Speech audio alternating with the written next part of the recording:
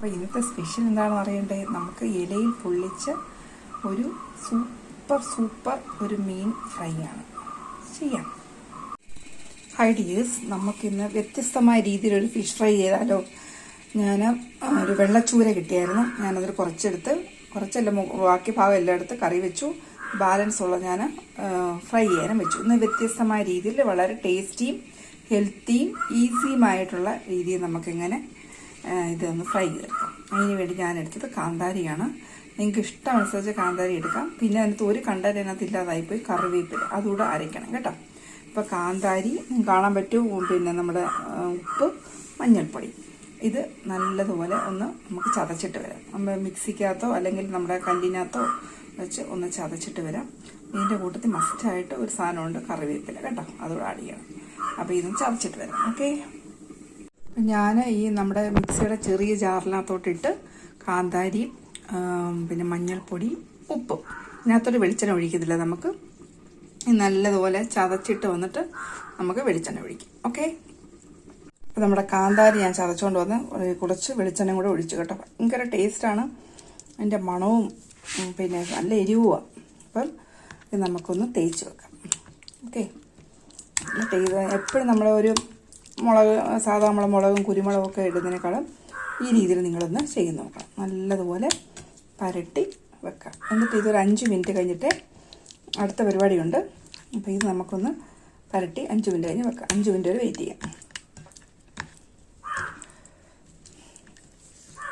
അപ്പോൾ നല്ലതുപോലെ പരട്ടി വെക്കാം. ഓക്കെ, സൂപ്പറാണ് കേട്ടോ. നല്ല ഈ പ്രഷറുകാർക്കൊക്കെ നല്ലതായി കാന്താരി എല്ലാം നമ്മളെ ചെടിക്കകത്തുള്ളത് കൊണ്ട് ഇഷ്ടംപോലെ ഉണ്ട്. അപ്പോൾ ഇതൊന്ന് പൊത്തി വെക്കാം. ഓക്കെ, ഇനി നമുക്ക് എന്താ ചെയ്യണം അറിയോ? ഇപ്പോൾ നമ്മുടെ മീനൊക്കെ മസാല തട്ടി വെച്ചിട്ടുണ്ടല്ലോ. ഇനി നമുക്ക് അതിനകത്ത് തന്നെ കഴിയില്ല, നമ്മുടെ കാന്താരിയുടെ ഇതുണ്ടല്ലോ, അതിനകത്ത് തന്നെ 2 സ്പൂൺ തേങ്ങയും കൂടി ഇട്ട് നമുക്ക് തേങ്ങാപ്പാലെടുക്കാം. ഓക്കെ, എടുത്തോണ്ട് വരാം. കുറച്ച് വെള്ളം കൂടെ ആഡ് ചെയ്തേ. ഐഡിയസ്, അപ്പോൾ നമ്മൾ വ്യത്യസ്തമായ രീതിയിലാണ് നല്ല മീൻ പൊരിക്കുന്നത്. അപ്പോൾ ഞാൻ ഒരു 5-10 മിനിറ്റ് വെച്ച് കേട്ടോ, ഈ കാന്താരി വെച്ച് നല്ല അരപ്പൊക്കെ പരട്ടി വെച്ചു.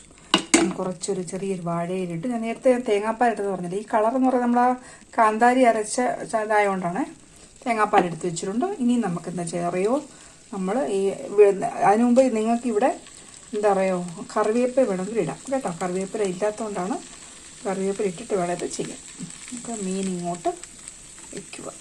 അപ്പം നമ്മൾ ഈ എണ്ണ ഇതിനകത്ത് പരട്ടിയിട്ടുണ്ടല്ലോ, ബാലൻസ് ഒഴിക്കും. അപ്പോൾ നമ്മൾ 5 പീസും ഇങ്ങനെ ഇതിനകത്തോട്ട് ഇട്ടു. വാഴയിലേക്ക് നമ്മൾ ഓൾറെഡി ആ എണ്ണ വെച്ച് മിക്സ് ചെയ്തുകൊണ്ട് വേറെ എണ്ണയൊന്നും ആഡ് ചെയ്യണ്ട കേട്ടോ. ഇനി നമുക്കെന്താ ചെറിയോ അതിൻ്റെ മുകളിൽ ഒരു വാഴയില വെച്ച് ഇങ്ങനെ കൊത്താം. അപ്പോൾ ഈ വാഴയിലേക്കൊക്കെ വെക്കുന്ന മീൻ അറിയാമല്ലോ അതിൻ്റെ ടേസ്റ്റ്. എന്നിട്ട് നമുക്ക് ചെറിയ തീര് അതൊക്കെ വെച്ച് മൂടി ചെറിയ തീര് വെച്ചേക്കാം. ഓക്കെ, അപ്പോൾ 3 മിനിറ്റായി, നമുക്കൊന്ന് തുറന്ന് നോക്കാം. ഓക്കെ, ആഹാ, നമ്മുടെ വാഴയിലൊക്കെ കണ്ട ഇങ്ങനെ ഉണ്ടി വന്ന അടിപൊളി നല്ല മണം കേട്ടോ. ഇത് നമുക്കൊന്ന് തിരിച്ചിടാമേ. അപ്പം നമ്മുടെ മീൻ പീസസ് എല്ലാം തിരിച്ചിട്ടുന്നുണ്ടോ ഇതുപോലെ ഇരിക്കും. ഒട്ടും എണ്ണ ഒഴിച്ചില്ല. എനിക്ക് നമ്മളെ ഈ എന്താ പറഞ്ഞത്, അസുഖക്കാർക്കൊക്കെ ഉണ്ട്, എന്താ പ്രഷർ ഷുഗറുള്ളവർക്കൊക്കെ ഈ രീതിയിൽ ഒരു സ്പൂൺ വെളിച്ചെണ്ണയിൽ നമ്മൾ പരട്ടിയതുള്ളൂ, വേറെ നമ്മൾ ആഡ് ചെയ്തേ ഇല്ല. ഇപ്പം തന്നെ കണ്ടോ നല്ല സൂപ്പറായിട്ട് വേവുകയും ചെയ്ത് എന്നാൽ വെളിച്ചെണ്ണ കിടക്കുന്നു. നല്ലതുപോലെ നമുക്ക് എടുക്കാം. ഇനി നമ്മുടെ തേങ്ങാപ്പാൽ ഒഴിക്കണ്ടേ? ഇപ്പോൾ തേങ്ങാപ്പാലിൻ്റെ മേലോട്ടൊന്ന് ഒഴിക്കാം. ഇത് മണവും. ഇനി നമുക്ക് പെടുക്ക് ഒന്നുകൂടെ ഇതിനകത്തോട്ട് അങ്ങ് വെച്ചിട്ട് നമുക്ക് അടയ്ക്കാം. ഇപ്പോൾ നമുക്ക് തേങ്ങാപ്പോലെ ഒഴിച്ചത് എന്താണെന്ന് നോക്കാം. എന്തൊരു മണം അറിയാം, സൂപ്പർ കേട്ടോ. ഇനി ആദ്യം നമുക്ക് അങ്ങോട്ട് നോക്കാം. അടിപൊളി. ഇലക്കകത്ത് കിടന്നിങ്ങനെ കുതിർന്ന് സൂപ്പർ എന്ന് വെച്ചാൽ സൂപ്പർ. അതിൻ്റെ മണം ഭയങ്കര കേട്ടോ. അപ്പോൾ ഇനി നമുക്ക് കുറച്ചൊരു ഇച്ചിരി ജ്യൂസിയായിട്ടിരിക്കാൻ നല്ലത് ഇച്ചിരി ഇടന്ന് വരട്ടിയിട്ട് നമുക്ക് എടുത്ത് സർവ് ചെയ്യാം. ഓക്കെ ഐഡിയേഴ്സ്, അപ്പം നമ്മുടെ ദാണ്ടേ മീനൊക്കെ ദാണ്ട സെർവ് ചെയ്ത് നമ്മൾ കാണുന്നത് എങ്ങനെ വെച്ചേക്കാം. അപ്പം സൂപ്പർ എന്ന് വെച്ചാൽ സൂപ്പർ, നല്ല മണവും ടേസ്റ്റ്. ഇത് മസ്റ്റ് നിങ്ങൾ അത് ചെയ്ത് നോക്കണം കേട്ടോ, അത്രയ്ക്ക് ടേസ്റ്റാണ്. ഒരു കാര്യം മറക്കാതെ നിങ്ങൾ ചെയ്യരുത്, കറിവേപ്പില മറക്കാതെ ചെയ്യണം. കറിവേപ്പിലയും കൂടെ ചേർത്ത് അരച്ചിട്ട് വേണം അത് ചെയ്യാൻ. നല്ല മണമാണ് കേട്ടോ, ഭയങ്കര നല്ല മണവും. ശരിക്കും നമുക്ക് എന്താ പറയുന്നത്, ഈ ചുമന്ന മുളകൊക്കെ അസിഡിറ്റി ഒക്കെ ഉള്ളവർക്ക് ഈ കാന്താരി മുളക് നല്ലതല്ലേ.